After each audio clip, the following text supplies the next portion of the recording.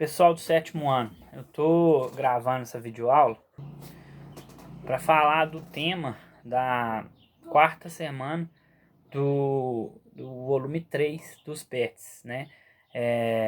A quarta semana traz o seguinte tema: populações tradicionais e território. Semana passada a gente falou um pouco sobre quem são, né? Quem compõe essas populações tradicionais ou populações nativas, né? São populações, são etnias, né? A gente falou de etnias semana passada.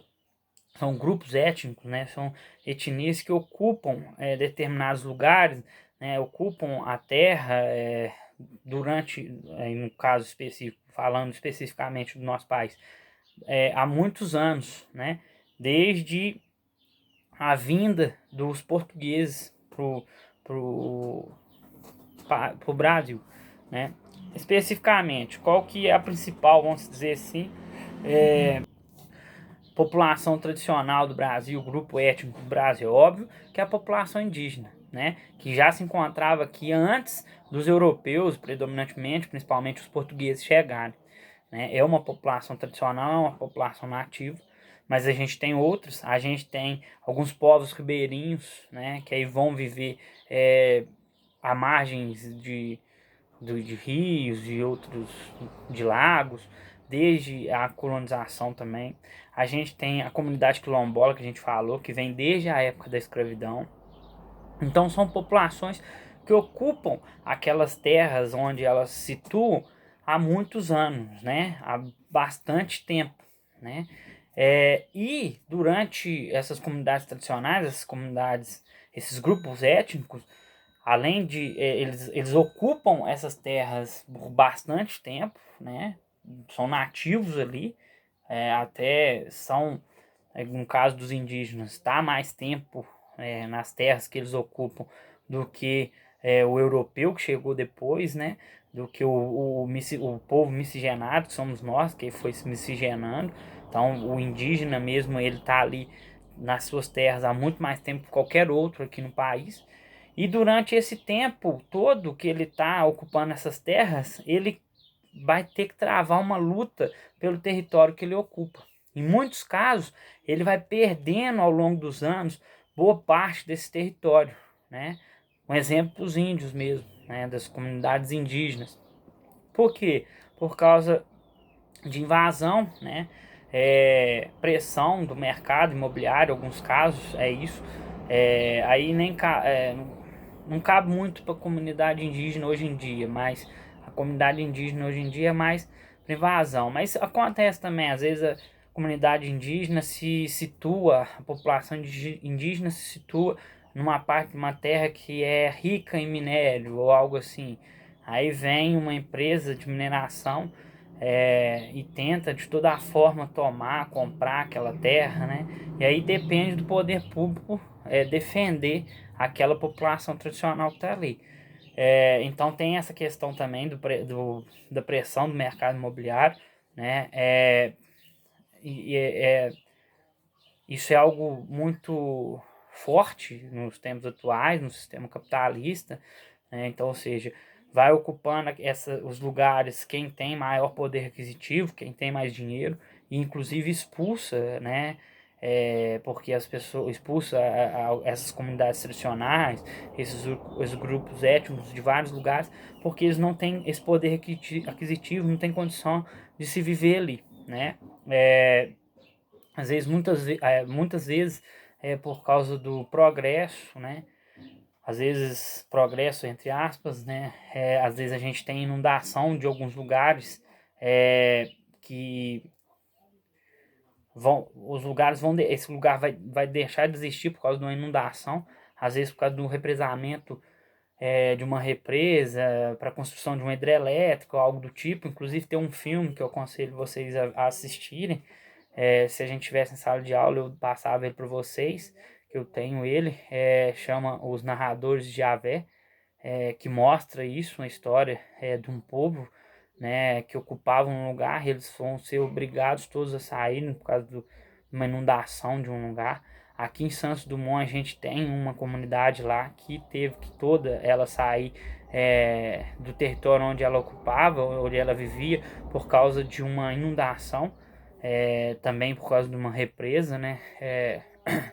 Houve uma inundação na represa, aumentou o nível da água e inundou essa comunidade, esse lugar onde eles viviam. Então a gente tem esse povo, essas comunidades tradicionais, esses grupos étnicos, eles sofrem muita pressão dentro dos territórios onde eles vivem, né? E tem que travar, inclusive, uma luta muito grande para manter os seus territórios.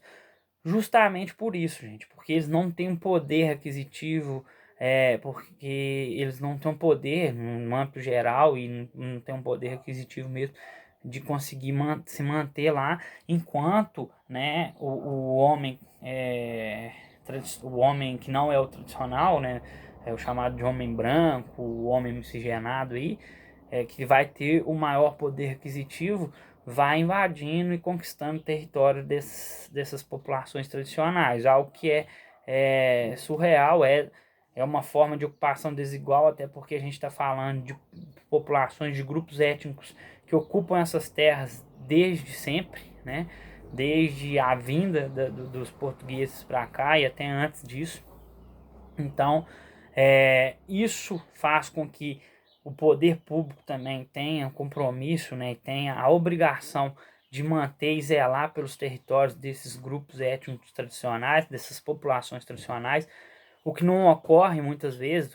Atualmente mesmo a gente vê um ataque muito grande aos territórios indígenas, aos quilombolas também, né, e a gente não vê o poder público agindo, né, de forma contundente para que se mantenha aquela comunidade ali. Pelo contrário, a gente vê o poder público agindo para retirada daquela comunidade, daquelas pessoas que ocupam aquele lugar, né? Por exemplo, a gente viu, não sei se vocês viram, aqui em Minas Gerais, em Campo do Meio, semana passada, né, uma comunidade que vive em um determinado lugar, planta lá, aqui em Campo do Meio, na cidade chama Campo do Meio, tem um assentamento, até do MST. Elas foram obrigadas, foram expulsas pela polícia em plena pandemia, né, a mando, óbvio, do governador, e elas tiveram que deixar aquele lugar, vão ter que deixar aquele lugar onde elas vivem há mais de 20 anos. Mais de 400 famílias, né, que ocupam aquele lugar. E ocupam aquele lugar porque elas eram funcionárias de uma usina que abriu falência, não pagou os seus funcionários, não pagou o governo, tem um débito enorme com o governo, né, de mais de 400 milhões, e agora está tentando reaver essas terras sem ter pagado ao menos os seus funcionários nem o governo, né? E os funcionários ficaram nessa terra com o meio de tentar receber alguma coisa para eles sobreviverem, né? Começaram a produzir nessa terra e agora está tendo essa reavistamento de posse, né, reajustamento de posse aí, e expulsando essas pessoas lá em plena pandemia. Ou seja, o poder público, né, em vez de atuar protegendo essas populações tradicionais, esses grupos étnicos tradicionais, não, eles agem de forma a ajudar, auxiliar quem invade, quem toma o território dessas populações, né?